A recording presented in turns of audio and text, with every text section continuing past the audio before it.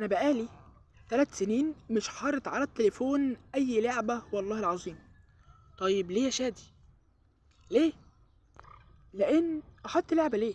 ما احنا في لعبة، واللعبة اللي احنا فيها اصلها الصلاة، ونهايتها لو انت الصلاة دي استثمرت فيها هتبقى نهايتك الجنة بإذن الله، هتبقى نجاح. ولو ما استثمرتش فيها وفي أخلاقك وفي قدراتك وعرفت قيمة نفسك هتبقى خسران وهتبقى في النار. فبإيدك هتنهيها ازاي؟ في الفوز والجنة ولا الخسران والنار؟ بإيدك تنهيها صح.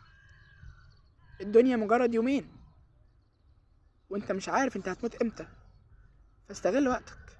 لسه معاك وقت، لسه فيك نفس، لسه في حياة جديدة، شخص جديد، وبإذن الله في الجنة أجمعين.